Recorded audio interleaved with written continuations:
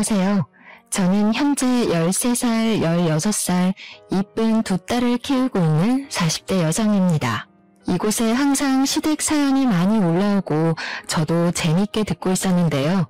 이렇게 사연을 보내게 된 이유는 바로 제 올케 때문이에요. 다들 며느리 괴롭히는 신우 이야기는 많이 올라오던데 저는 오히려 되바라진 올케 때문에 너무 힘들거든요. 사람이 호의를 베풀면 그게 권리인 줄 안다고 누가 그러던데 딱 그 말이 맞았습니다.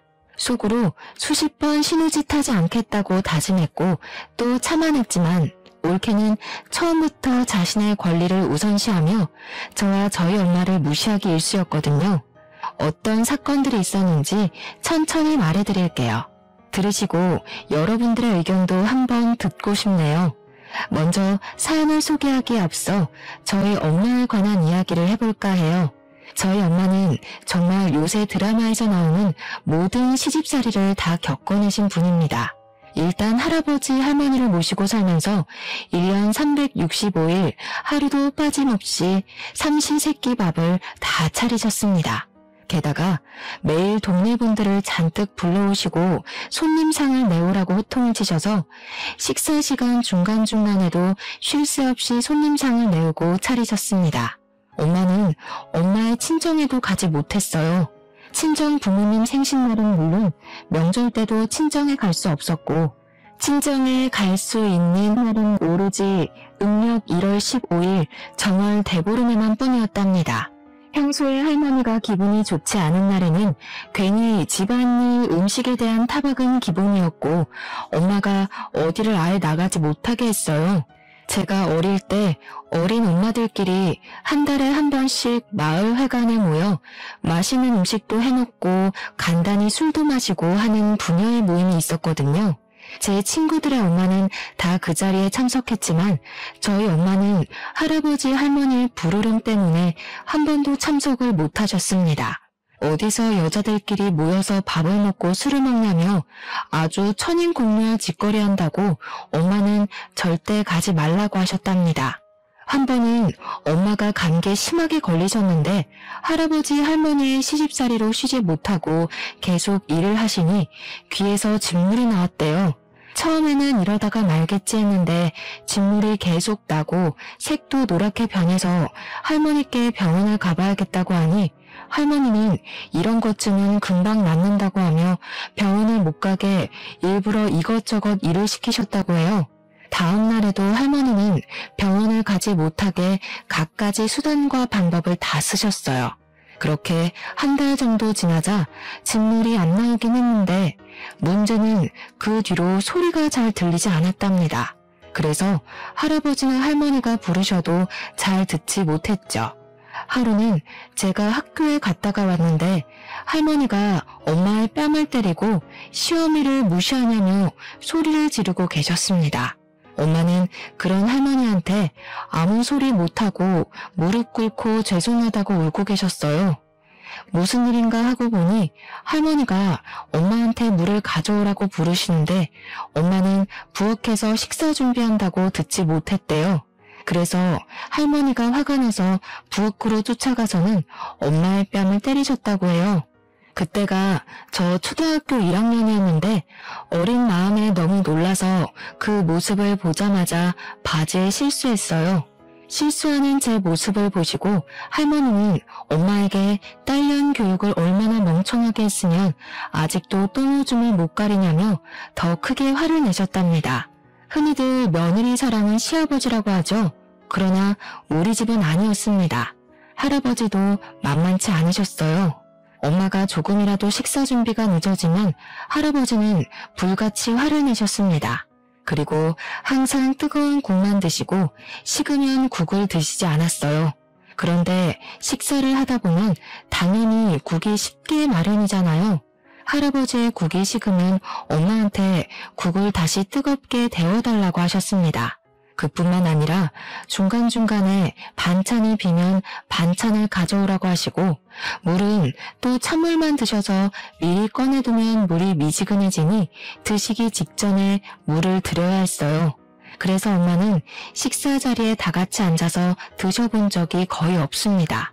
다들 드시고 나서 이제 엄마가 밥을 제대로 한술 뜨시면 이번에는 과일을 내오라고 하시는 통에 엄마는 항상 3분이면 식사를 다 마치셨답니다. 또 제사를 목숨보다도 더 귀하게 여기셔서 무슨 일이 있어도 제사는 반드시 지내야 했죠. 문제는 제사상은 반드시 며느리가 차려야 한답니다. 할아버지 말로는 그게 법이래요. 엄마 역시 제사를 중요하게 생각하시는 분이라 평소에 제사 지낼 때 힘들긴 해도 큰 불만은 없었대요. 단 한 번 제 남동생이 태어난 해만 빼고요. 사실 제 동생이 생일 다음 날이 제삿날이거든요. 동생이 아직 엄마 뱃속에 있을 때 동생이 출산 예정일이 다 되어가기는 했지만 제삿날이 다음 날이다 보니 엄마는 부른 배를 붙잡고 제사 음식을 준비하고 계셨대요. 그런데 갑자기 산통이 오는 바람에 음식을 준비하다 말고 집에서 제 동생을 낳았다고 합니다. 지금은 병원 가고 조리원 가고 하지만 엄마의 젊은 시절 시골에서는 밭일하다가도 아기 낳는 사람들이 많이 있었다고 해요. 아무튼 그렇게 동생을 출산하고 너무 힘들어서 잠깐 누워있는데 할아버지는 엄마의 팅팅 부은 얼굴을 보고도 이제 애 낳았으니 마저 제사 음식을 준비하라고 하셨대요. 저희 엄마는 그날은 너무 서러워서 눈물을 흘리며 제사 음식을 하고 있으니 그 모습을 본 할아버지는 도와주지는 못할 망정 조상님들이 드실 음식인데 부정타게 어디서 눈물바람이 나며 호되게 혼을 내셨다고 합니다. 그런다고 저희 아버지가 엄마를 편하게 해주시는 것도 아니었어요. 아버지는 일하느라 바쁘셔서 해 뜰 때 집에서 나가셔서 해가 질 때 들어오셨습니다. 그러고 저녁 때 집에 가서 할아버지와 할머니한테 엄마가 혼이 나고 계시면 아빠는 엄마의 편이 아닌 할아버지와 할머니 편에 서서 엄마한테 더 크게 화를 냈어요. 엄마가 이 집에 시집 오고 나서 하루도 조용한 날이 없다며 어른들 모시고 살면 잘 좀 하라고 잔소리를 하셨답니다. 저와 남동생이 어릴 때는 그런 아버지와 엄마를 보며 할 수 있는 것이 없어서 가만히 있었지만 우리가 커가면서 이건 아니다 싶어서 할아버지 할머니께 그러지 말라고도 하고 아버지한테 화를 내기도 했어요. 그래서 엄마의 시집살이는 점점 줄기는 했지만 그럼 뭐해요? 이미 엄마의 청춘이 다 시집살이로 멍들었는걸요. 정말 제가 본 엄마의 시집살이를 책으로 낸다면 과사전이 100권은 나올 정도입니다. 이렇게 심하게 시집살이를 겪은 엄마가 남동생이 결혼하며 며느리를 맞이하게 되었어요. 우리 엄마는 본인은 시집살이를 심하게 겪었지만 엄마는 절대 며느리에게 시집살이를 시키지 않고 딸처럼 대해줄 것이라고 하셨습니다. 그러면서 저에게도 남동생이 사랑해서 결혼하는 사람이니 신우짓 하려고 하지 말고 여동생 생겼다고 생각하며 잘해주라고 하셨어요. 저 역시 올케도 이제 우리 식구인데 올케를 괴롭게 하거나 군기 잡을 생각조차도 하지 않았기에 엄마의 말씀에 동의하며 요새는 신우짓을 하거나 시어머니 노릇하려고 하면 큰일 난다고 했습니다. 올케는 옆 동네가 친정이고 결혼 후에는 저의 집에서 걸어서 10분 거리에 있는 내의 아파트에서 살고 있었어요. 사실 올케가 잘 웃거나 하지 않고 말도 거의 하지 않는 성격이라 첫인상은 별로였지만 회사에 다니면서 바쁠 텐데도 엄마한테 전화도 자주 하고 일주일에 한 번씩 남동생과 함께 엄마한테 가기도 하고 하더라고요. 솔직히 친정집이 우리 집에서 20분 거리이지만 딸인 저도 2주일에 한 번씩 가는데 며느리가 딸인 저보다 더 자주 가서 엄마의 말벗이 되어주니 참 고마웠어요. 올케가 무뚝뚝하고 차갑게 보여도 엄마를 잘 챙기는 것 같아서 정말 보기 좋았습니다. 저는 그런 올케를 정말 여동생처럼 생각해서 가끔 시간이 맞으면 전화해서 동네에서 맥주도 먹고 싶었지만 올케로서는 이조차 신우짓이라고 생각할까봐 전화번호는 알아도 연락은 한 번도 하지 않았어요. 엄마 집에서도 음식은커녕 설거지조차 한 번도 시키지 않았고 올케가 설거지하려고 하면 제가 잽싸게 가서 못하게 했습니다. 저와 엄마는 올케에게 시댁도 친정이라고 생각하라고 하며 맛있는 음식을 먹고 쉬고만 갈 수 있게 했어요. 남동생이 결혼한 지 한 달이 지난 어느 날 올케가 임신했습니다. 올케는 입덧도 심하고 몸이 너무 힘들다며 다니던 회사를 관뒀어요. 솔직히 올케는 회사가 야근도 거의 없고 월급도 많이 주고 아빠들에게도 육아휴직을 줄 정도로 복지가 정말 좋은 곳을 알고 있었는데 퇴사를 한다니 조금 아깝더라고요. 하지만 저 역시 두 아이 임신했을 때 정말 우울하고 너무 힘들었기에 올케의 그런 선택을 지지했답니다. 올케는 그 뒤로는 힘들고 입덧한다는 이유로 집에만 있었어요. 가끔 우리 엄마가 반찬을 많이 하셔서 올케한테 잠깐 올 수 있냐고 해도 올케는 힘들다는 이유로 가지 않았습니다. 그래서 제가 엄마의 반찬을 받아서 올케에게 전달해주곤 했는데 그때마다 올케는 나가기 힘들다고 그냥 집 앞에 반찬을 두고 가라고 했어요. 저와 엄마는 올케가 임신한 뒤로 2달 동안 아예 얼굴도 보지 못했답니다. 그러다가 엄마의 생신이 다가왔어요. 올케에게는 결혼하고 처음으로 맞이하는 엄마의 생신이었습니다. 저는 원래 하던 대로 아침부터 미역국을 끓이고 엄마가 좋아하는 잡채와 갈비찜을 만들고 케이크를 사서 엄마의 생신 파티를 하러 저녁에 친정으로 갔어요. 저는 다른 날은 몰라도 이날은 올케가 올 줄 알았습니다. 그런데 올케는 오지 않고 남동생만 오더라고요. 왜 너 혼자 왔냐고 했더니 올케가 힘들어서 못 오겠다고 했다고 하는 겁니다. 저는 도대체 얼마나 힘들길래 시어머니의 첫 생신도 오지 못하나 하는 생각이 들었어요. 엄마 역시 살짝 실망한 표정을 지으셨어요. 그래도 엄마는 아무 말 하지 않고 제가 해온 음식들과 남동생이 사온 소고기를 드시며 우리끼리 즐겁게 지냈습니다. 그런데 생각하면 생각할수록 좀 이건 아니다 싶더라고요. 올케가 임신했으니 생신상은 애초에 바라지도 않았고 힘들면 못 올 수도 있기는 한데 인간적으로 어머니 생신인데 전화는 한 통 해야 하는 거 아닌가요? 그런데 올케는 전화조차도 하지 않았습니다. 이번에는 올케가 괘씸했지만 그런다고 제가 여기에 대해서 올케한테 직접 말하면 신우짓 한다고 오해할 것 같았어요. 그래서 아무 말 하지 않고 있다가 생신 파티를 마치고 집에 가는 길에 남동생에게 올케가 그렇게 많이 힘드냐고 물어봤습니다. 남동생은 아직 입덧도 있고 허리도 끊어질 듯 아파한다면서 집에서도 그냥 누워만 있다고 했어요. 저 역시 임신했을 때 입덧도 심하고 허리 통증이 심했던 터라 올케가 아주 힘들긴 하겠더라고요. 그래서 뭐라고 하려다가 참고 동생에게 회사 다니느라 바빠도 올케 잘 챙겨주라고 했습니다. 다음날 남편은 출근하고 아이들은 학교에 간 후 집안일을 하고 커피 한 잔을 하며 지인들과 친구의 SNS를 구경했어요. SNS를 보고 있는데 올케가 추천 친구 목록에 뜨더라고요.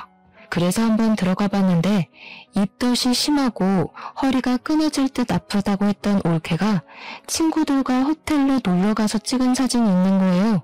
심지어 이 사진을 올린 시간을 보니 바로 어제 우리가 엄마의 생신 파티를 할 때 사진을 올렸습니다. 그리고 사진 밑에 쓴 글을 보니 1박 2일 동안 오랜만에 친구들과 놀러가서 행복하다고 적혀 있었어요. 그 사진과 글을 보니 너무 황당하더라고요. 그래서 바로 올케한테 전화를 걸었습니다. 올케가 바로 전화를 받길래 지금 혹시 어디냐고 물었어요. 올케는 아주 당당하게 지금 여행 중이라고 말하더라고요. 올케, 어제 우리 엄마 생신이던 거 알고 있어? 어머니 생신인 것은 알고 있었는데 친구들과 여행이 오래전부터 계획되었던 거라서요. 그래서 여행 왔는데 무슨 문제 있나요?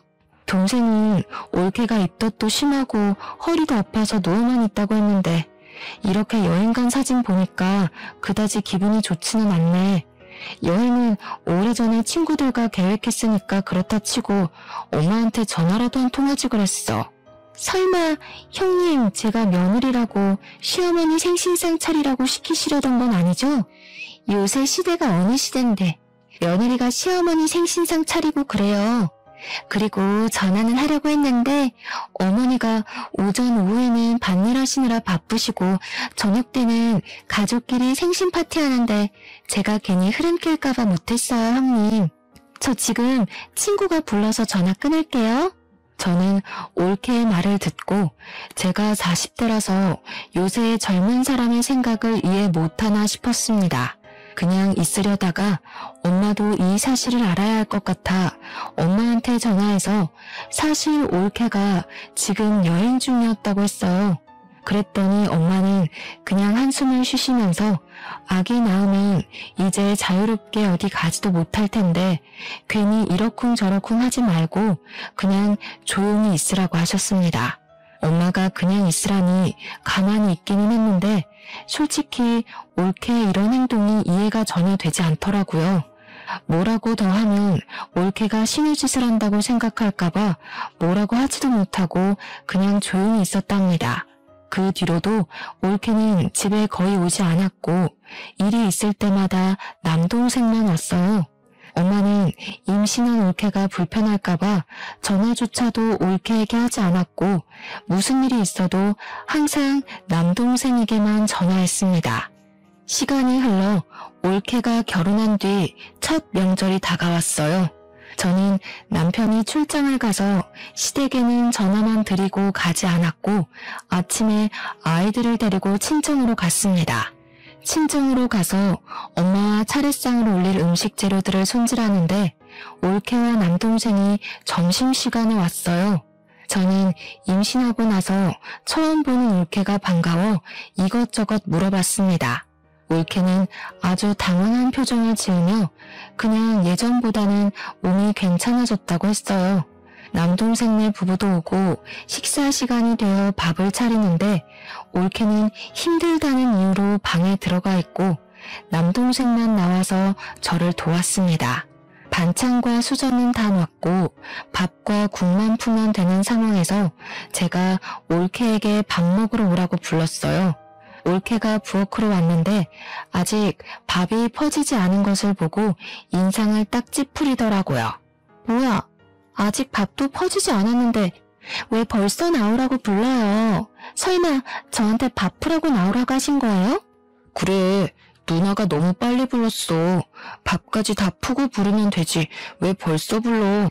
이제 밥을 푸니까 지금 부른 거지. 그리고 이렇게까지 짜증을 낼 일이야? 그래봤자 고작 1분, 2분 차이인데 꼭 엄마도 그렇고 누나도 그렇고 밥을 다 푸고 나서 부르면 되지. 꼭 이렇게 빨리 부른다니까. 지훈아, 내가 미안해. 다음에는 밥 다 푸고 부를게. 일단 자리에 앉아. 저는 올케를 보니 정말 황당하더라고요. 이런 올케의 행동도 어이없는데 더 어이없는 건 제 동생이었습니다. 제 동생은 원래 가정적인 아이가 아니었거든요. 결혼 전 할아버지와 할머니가 남자는 주방에 얼씬도 하면 안 된다고 하시는 통에 남동생은 집에서 숟가락조차도 놓지 않았습니다. 상에 반찬 올리는 것도 밥을 푸는 것도 한 적이 없었어요. 그런 동생이 자기 와이프한테는 아무 말도 하지 않고 그저 하자는 대로만 하고 있었습니다. 밥을 먹는데도 올케가 어이없는 이유로 짜증을 내면 다 받아주고 쩔쩔매는 모습을 보니까 누나로서 정말 꼴보기가 싫더라고요. 밥을 다 먹고 나서도 올케는 힘들다는 이유로 자신이 먹은 그릇조차 치우지 않고 그냥 방에 들어가 버렸습니다. 그 덕에 당연히 저 혼자 설거지를 했네요. 엄마는 이런 낙대 먹은 올케에게 과일을 깎아서 방에 가져다 주시고 물도 가져다 주셨습니다. 저는 그런 올케가 얄밉기도 하고 화가 나서 방에 들어가서 뭐라고 하려고 했지만 엄마는 임신 8개월이나 돼서 힘들 텐데 괜히 그러지 말라고 하시며 그냥 푹 쉬게 내버려 두라고 하셨어요. 시어머니인 엄마가 그러자는데 제가 뭐라고 할 수는 없어서 그냥 알겠다고는 했는데 올케는 그날 명절 모든 준비가 마쳐질 때까지 방에서 한 걸음도 나오지 않더라고요. 다음 날이 되었어요.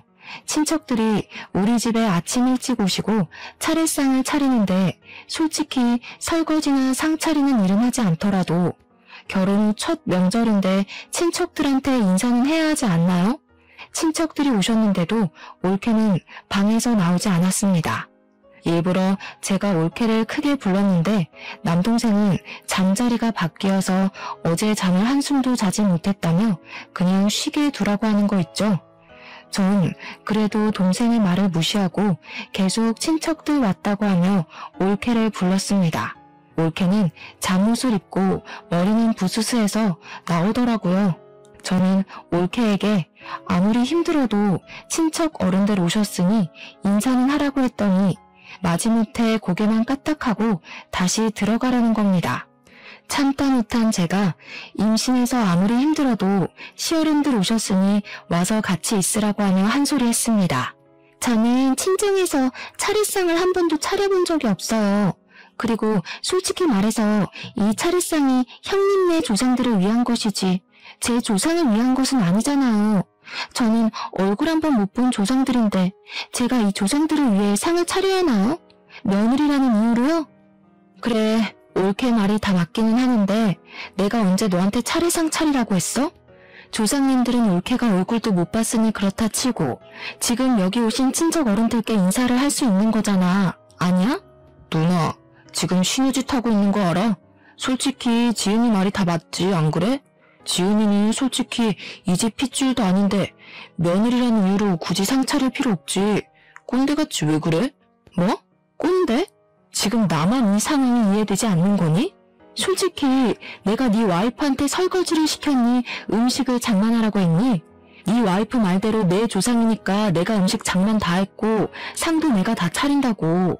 그런데 결혼 후 첫 명절이고 친척들은 결혼식 이후 처음 뵙는 자리인데 방에서 나와보지도 않고 저러고 있는 게 말이 돼? 아유, 희진아, 그만해라. 지은이도 임신하고 했는데 힘들겠지 뭐. 그냥 지은이는 들어가서 쉬고 우리끼리 하자꾸나. 올케는 그냥 방에 들어가 버리고 아버지와 엄마는 친척들에게 지금 임신해서 너무 힘들어서 그러니 이해해달라고 했습니다. 친척들은 부모님께 며느리가 아주 사람 잡겠다며 농담식으로 이야기하시는데 정말 기분이 좋지 않더라고요. 차례가 끝날 때까지 올케는 방에서 아예 나오지 않았고 차례가 끝나자마자 기다렸다는 듯 남동생과 자기 친정으로 휙 가버렸습니다. 그렇게 어이없는 명절이 끝나버렸답니다. 명절이 지나고 한 달 정도나 흘렀으려나요? 올케의 친정엄마가 돌아가셨다는 연락을 받았습니다. 사실 올케의 아버지는 이혼해서 연락되지 않고 엄마와 둘이서만 살았는데 그런 엄마가 돌아가셨으니 얼마나 힘들겠어요. 그래서 저는 소식을 듣자마자 바로 장례식장에 갔습니다. 올케는 지금 임신 9개월 차라서 배가 많이 불러있는 상황이었어요. 걷기도 힘든지 걸을 때마다 뒤뚱거리며 통곡을 하는데 정말 너무 안타깝더라고요. 그런 올케를 보면 눈물이 자꾸 나서 장례식장에서 친언니처럼 하나하나 챙겨주고 도와주었습니다. 우리 엄마도 엄마와 둘이서만 살아서 각별할 텐데 돌아가셨으니 얼마나 힘들겠냐고 하시며 장례식장에서 손님 맞이도 직접 하시고 올케와 같이 3일 밤을 지새웠어요. 그렇게 무사히 사돈 어르신의 장례식을 마쳤습니다. 장례식을 마치고 일주일 정도가 지났어요. 저는 장례식 후에 올케한테 고맙다는 전화가 올 줄 알았습니다. 그런데 전화가 한 통도 없더라고요. 저는 그렇다 치고 엄마는 3일 동안 같이 장례식장에서 밤을 지새웠는데 엄마한테조차 아무 연락이 없었대요. 솔직히 서운하긴 했지만 지금 출산을 앞두고 있기도 하고 엄마를 잃은 슬픔이 커서 그런가 보다고 이해하려고 했습니다. 그리고 2주일 정도 후에 조카가 태어났어요. 엄마는 올케의 조려한 태조날에 올케를 위해 밑반찬과 미역국, 산모들에게 좋은 한약을 준비해 주셨습니다. 제가 요새는 반찬도 잘 나와서 시켜 먹어도 된다고 했지만 그래도 친정엄마도 돌아가셔서 챙겨줄 사람도 없는데 우리가 챙겨야 한다며 허리가 아프신데도 굳이 음식을 잔뜩 만드시더라고요. 엄마는 밭일 때문에 가지 못하니 저한테 음식들을 올케에게 갖다 주고 시간 되면 올케가 좀 쉴 수 있게 아기도 보고 오라고 했습니다. 솔직히 이전의 올케 행동을 생각하면 하기가 싫었지만 제가 첫째 아이를 낳고 난 직후를 생각해보니 올케가 지금 얼마나 힘들까 하는 생각이 들었어요. 사실 저는 출산 직후 너무 힘들었거든요. 잠도 못 자고 밥도 제대로 못 먹고 밖에 나가지도 못하니 정말 사람이 이래서 정신을 놓고 미치는구나 하는 생각이 들 정도였습니다. 아기 분유 주다가 울고 자다가 울고 그냥 온종일 눈물만 흘렸는데 그때 그래도 엄마가 도와주셔서 잘 극복했던 것 같아요. 그런데 올케는 그렇게 도움을 주실 엄마도 없으니 얼마나 힘들까 하는 생각에 올케가 미운 마음은 일단 접어두고 엄마에게 반찬과 한약을 받아서 올케 집으로 갔습니다. 집에 가서 배를 누르려다가 조카가 잘 수도 있을 것 같아서 조심스럽게 문을 두드렸어요. 한 번, 두 번 두드리는데 나오지 않더라고요. 세 번째 두드릴 때 올케가 나왔는데 제가 문을 두드리는 바람에 조카가 잠에서 깼다고 짜증을 엄청 냈습니다. 물론 아기가 이제 막 잠들었는데 깨면 짜증이 나긴 하지만 아무리 그래도 그렇지 이렇게까지 화를 내나 싶었어요. 진짜 욕이 목구멍까지 올라왔지만 지금 정말 예민할 때라는 것을 저도 잘 알고 있기에 일단 올케한테 미안하다고 한 후 엄마가 챙겨준 반찬과 한약을 건넸습니다. 올케는 밥도 잘 먹지 못하는데 웬 반찬이고 한약이냐며 저한테 신경질적으로 말했어요. 지금 아기 막 낳고 난 직후라 올케가 힘든 건 알겠는데 엄마도 아픈 허리 부여잡고 너 음식 먹인다고 이렇게 한 거야. 네가 엄마의 성의를 이렇게 무시하는 건 정말 아닌 것 같은데? 이 된장 냄새. 개도 안 먹겠다. 우리 집 깨끗한데 더러운 냄새 퍼지잖아요. 그러게 왜 쓸데없는 짓을 해서 사람 스트레스 받게 해요? 그냥 다 갖다 버리든가 해야지. 야, 너 진짜 너무한 거 아니니? 우리 엄마는 너를 진짜 딸처럼 생각했어. 정말 설거지, 음식 한 번 시킨 적도 없고 바란 적도 없었어. 이 음식들도 난 반찬 시켜 먹어도 되니 굳이 할 필요 없다고 했는데 엄마는 친정엄마도 돌아가셔서 챙겨줄 사람이 없으니 우리가 챙겨야 한다며 굳이 음식을 만드신 거야. 그런데 너는 지금 말하는 꼬락서니가 이게 뭐야? 진짜 보자 하니까 너무하네. 꼬락서니요? 와, 진짜 이렇게 신우짓 하고 싶어서 그동안 어떻게 참으셨대요? 설거지요? 며느리는 꼭 설거지 다 해야 해요? 아니 솔직히 우리는 남인데 설거지며 음식이며 그게 웬 말이에요? 신우짓? 그리고 우리가 남이라고? 정말 넌 그렇게 생각해? 너와 내 남동생이 결혼했어도 남남이라고? 그렇잖아요. 아니 시부모님이 나한테 돈을 주기라도 했어요? 아니면 이 집을 마련하는데 도움을 주기라도 했어요? 제 친구는 결혼하며 최소 1,000만 원, 많으면 몇 천만 원도 받으며 결혼했대요. 그런데 난 결혼하고 지금까지 시부모님께 땡전 한 푼도 받은 적이 없어요. 제가 시부모님한테 무슨 도움을 받기로 했어요? 아니면 돈을 받기로 했어요? 그런데 제가 왜 며느리 노릇을 해야 해요? 그렇게 생각한다는 거지?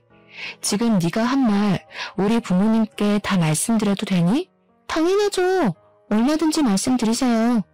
받은 것도 없는데 제가 왜 며느리 도리를 해야 하는지 모르겠네요. 솔직히 나이 몇 살 더 먹었다고 신우짓하는 거 너무 역겹네요. 그리고 제가 이런 더러운 된장 냄새 나는 거 처먹을 줄 알았어요? 착각하셨네요. 아줌마나 먹어요. 난 일단 더러운 음식 안 먹으니까. 올케가 저한테 아줌마라고 말하는데 순간 혈압 올라서 올케 뺨을 때려버렸습니다. 우리 엄마가 허리 아프신데도 불구하고 올케 먹여야 한다고 새벽부터 이 음식들을 만드셨거든요. 올케는 엄마의 그런 고생을 생각하기는커녕 더럽다고 갖다 버린다는데 정말 그야말로 화나더라고요. 제가 뺨을 때리니 눈을 흘기며 제게 막말하던 올케 눈에 눈물이 송골송골 맺혔어요. 저는 울든 말든 올케는 쳐다보지도 않고 그토록 깔끔한 채 하던 올케 집 거실 한가운데에 침을 쩍 뱉었습니다. 그리고 음식과 한약들을 다시 다 챙겨서 친정에 갔어요. 집에는 아버지도 계셨는데 아버지는 반찬과 한약을 왜 도로 가져왔냐고 하셨습니다. 그래서 조금 전에 올케와 나눴던 대화를 하나도 빼먹지 않고 다 말씀드렸어요. 아버지한테 다 이야기를 하니 남동생에게 전화가 오더라고요. 누나, 진짜 너무한 거 아니야? 지은이 지금 누나가 신우짓해서 스트레스 받아가지고 못 살겠다고 울고불고 난리 났어. 네 마누라야말로 너무한 거 아니냐? 솔직히 우리 엄마가 네 마누라한테 며느리라고 뭐 하라고 한 적 있었어? 그리고 결혼할 때 우리가 집 장만 못 해준 것은 사실이지만 솔직히 마누라도 혼수 준비 안 했잖아. 지금 집 못 해주고 돈 못 줬다고 시위하는 거야? 솔직히 지은이 말이 맞잖아. 우리 힘으로 집 장만하고 돈을 받은 것도 없는데 지은이가 왜 아무것도 받지 않은 부모님과 누나의 눈치를 봐야 하는 건데? 저는 남동생에게 더 뭐라고 하려고 했는데 아버지가 남매끼리 이게 지금 뭐하는 짓이냐며 화를 내셔서 일단 전화를 끊었습니다. 아버지는 집안 꼴 잘 돌아간다며 화를 내며 방에 들어가시고 엄마는 반찬과 미역국, 한약을 다 버리셨어요. 원래 우리 엄마는 음식을 버리는 것은 죄라고 생각하시며 상한 음식이 아니면 절대 음식을 버리지 않으시는 분이세요. 그런 엄마가 얼마나 화가 나셨으면 자신이 직접 만든 멀쩡한 음식을 다 버리셨을까요? 생각하면 할수록 올케의 행동이 너무 괘씸하고 용서가 되지 않았습니다. 이런 일이 있고 나서 남동생과 올케는 나는 물론 부모님께도 연락 한 통도 없었어요. 솔직히 이 상황이 이해가 가지 않지만 100번을 양보해서 올케의 말이 다 바르다고 해도 남동생은 부모님이 그동안 키워주고 이만큼 길러주셨는데 이딴 식으로 행동하는 것이 정말 용납이 안 되고 화가 났습니다. 하지만 부모님은 남동생과 올케의 막대먹은 행동에도 아무 말씀도 하지 않으시고 여전히 가만히 계셨어요. 그러다가 아버지의 칠순이 다가왔습니다. 아버지는 잔치는 원하지 않으셨고 그냥 가족끼리 좋은 펜션이나 호텔 잡아서 여행이나 가서 재밌게 놀고 오자고 하셨어요. 저는 남동생에게 이런 상황을 이야기하려고 했는데 전화를 받지 않아 카톡을 남겼습니다. 남동생이 다음날 전화를 했는데 자기들은 아이가 어려서 못 가겠다고 하더라고요. 그럼 아버지의 칠수는 어떻게 할 거냐고 했더니 자기들은 그냥 있을 테니 우리 가족끼리 부모님을 모시고 가라는 거예요. 남동생에게 어떻게 아들이 돼서 그럴 수 있냐고 하며 뭐라고 했습니다. 누나, 솔직히 우리 결혼하면서 내가 부모님께 돈을 받았던 것도 아닌데 이렇게 강제로 여행 가는 건 아니잖아. 그리고 요새 지은이도 아기 보느라 너무 힘들어. 잠도 못 자고 밥도 못 먹고 정말 눈만 뜬 시체같이 살고 있다고. 그니까 우리한테 여행 가라고 강요하지 마. 야, 네 마누라만 아기 낳았냐? 나도 낳았고 엄마도 낳았어. 다 그러면서 엄마 되는 거야. 오버 좀 하지 마. 그리고 결혼할 때 우리 집에서 돈도 못 주고 집도 못 마련해줬다는 이유로 부모님이 며느리한테 무시당하면서 살아야 하니? 솔직히 부모님이 네 마누라한테 집안일을 시켰니 막말을 했니? 그리고 피가 안 섞인 남남이라고 해도 지인이고 친구면 생일 축하해주는 건 당연한 거야. 알겠어? 그니까 너도 이번엔 헛소리 하지 말고 꼭 와라. 알겠냐? 저는 남동생에게 협박하듯이 반드시 이번엔 오라고 하고 끊어버렸습니다. 그래도 남동생은 자기는 못 가겠다고 하며 부모님께 잘 말해달라고 문자가 왔어요. 저는 너무 열이 받아서 엄마한테 전화로 다 이야기했습니다.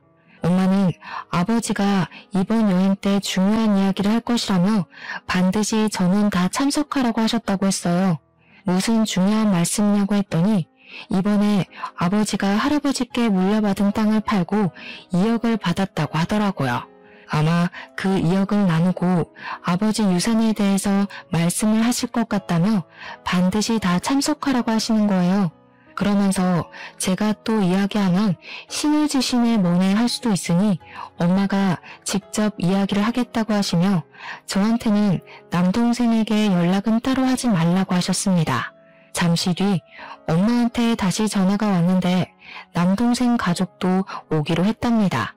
여행 장소는 조카가 아직 너무 어려서 멀리는 못 가고 여기서 1시간 거리의 바닷가로 정했고 날짜는 남동생의 일정에 맞춰서 아버지의 생신이 지나고 가기로 했어요. 아버지는 생신 때 제주도로 가고 싶으신 것 같았는데 아버지 뜻대로 하지 못하고 남동생의 눈치를 봐야 하는 이 상황이 짜증이 나더라고요. 일주일 정도가 지나 아버지의 생신날이 되었습니다.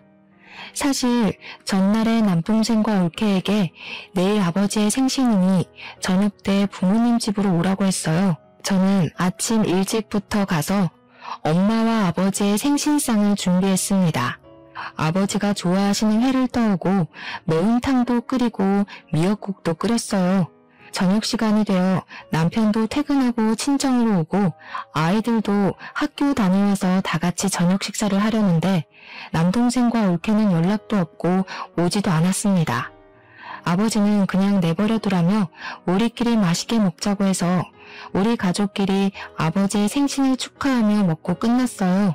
그리고 칠순 여행을 하는 날이 되었습니다. 원래는 11시까지 식당 앞에 모여서 다 같이 점심을 먹은 후 바닷가를 구경하고 펜션으로 들어가기로 했는데 남동생과 올케네가 11시가 되어도 식당 앞에 나타나지 않고 전화도 받지 않았습니다. 12시가 되자 그제야 나타났어요. 왜 이렇게 늦었냐고 물어보니 늦잠을 잤다고 하더라고요.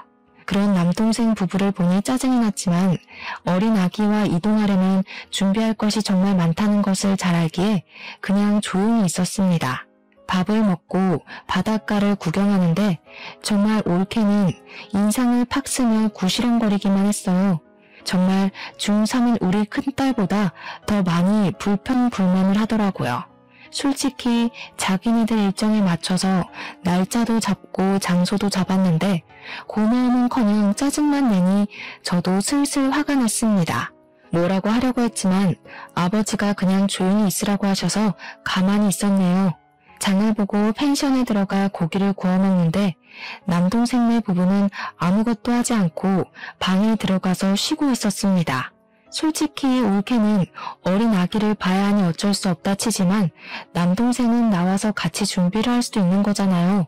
그리고 올케도 부모님이 오랜만에 손주 보는데 부모님 옆에서 아기 얼굴도 보여드릴 수 있는 거 아닌가요? 부모님은 손주 얼굴 보고 싶으신데 올케가 방문을 닫고 들어가 버리니 보지도 못하고 그냥 거실에 앉아 계시는데 참 할 말은 많았지만 꾹 참고 가만히 있었습니다. 어쨌든 우리 부부는 고기를 열심히 구웠고 고기가 다 구워지니 그제야 남동생네 부부가 나와서 먹기만 하고 다시 들어갔어요. 원래는 다 같이 고기를 먹으며 술도 한잔하려고 했지만 남동생네 부부가 저런 식으로 나오니 술맛도 나지 않더라고요. 그래서 술은 먹지 않고 고기만 먹고 저와 남편 둘이서 먹은 것을 다 치웠습니다. 정리하고 쉬고 있는데 아버지가 할 말이 있다고 하며 남동생네 부부더러 나오라고 하셨어요. 이번에 내 앞으로 있던 땅을 처분해서 2억의 현금이 생겼다. 솔직히 이제 나는 앞으로 살 날이 얼마 남지 않았으니 이 돈을 너희에게 나눠주려고 한다. 일단 내 옆에서 평생을 고생했던 너희 엄마에게 1억을 주고 회사 일로 바쁜 와중에도 우리를 잘 챙겨준 우리 사위한테 5천만 원, 그리고 큰딸에게 5천만 원을 주려고 한다. 그럼 우리 부부는요? 우리 부부는 그 돈 안 줘요? 대단하신 네 아내분께서 우리는 핏줄 하나도 섞이지 않은 남이라고 하지 않았니? 내가 자선사업가도 아니고 남한테 왜 내 돈을 줘야 하지? 그리고 너희는 몰랐겠지만 내 앞으로 있는 땅이 좀 된다. 내가 죽으면 그 땅의 50%는 너희 엄마한테 줄 거고 남은 50%는 큰딸과 사위 것이다. 경진이네 부부에게는 내 유산 10원도 내줄 수 없으니 그리 알아라. 아버지, 너무하신 거 아니에요? 어떻게 이 집 아들한테 재산을 하나도 안 물려줄 수가 있어요? 그러다 돌아가시면 제가 아버지 제사 안 차려도 돼요? 며느님, 저는 우리 며느님께 제사밥 얻어먹을 생각 추호도 없습니다. 나와는 핏줄 하나도 섞이지 않은 며느님 제사상을 어찌 받는단 말입니까? 그러니 저한테 유산을 받으려는 생각 꿈에도 하지 마세요. 아시겠습니까? 아버지는 그동안 아무 관심이 없는 척하면서 남동생네가 어떤 식으로 행동하는지를 하나하나 다 보고 계셨습니다. 남동생이 무슨 말을 해도 아버지와 엄마는 남에게 재산을 하나도 물려줄 수 없다고 하니 올케는 엄마와 나에게 무릎을 꿇고 눈물을 흘리며 그동안 너무 죄송했다고 하더라고요. 며느님, 뭐가 죄송해요? 핏줄도 하나도 안 섞인 며느님에게 생일상이며 제사상을 바라는 우리가 못된 것이죠. 어서 일어나세요. 남인데 이렇게 무릎을 꿇으시면 어떡합니까? 이렇게 무릎을 꿇어도 우리는 며느님네 부부한테 드릴 것이 없으니 일어나세요. 그리고 이제는 남이니까 집에 안 오셔도 됩니다. 온다 해도 나와 바깥 양반 모두 며느님께 드릴 것이 하나도 없어요. 저 한 번 말하면 끝까지 지키는 사람이니 며느님이 앞으로 무슨 짓을 해도 절대 뭐 하나 주지 않을 것입니다. 아시겠어요?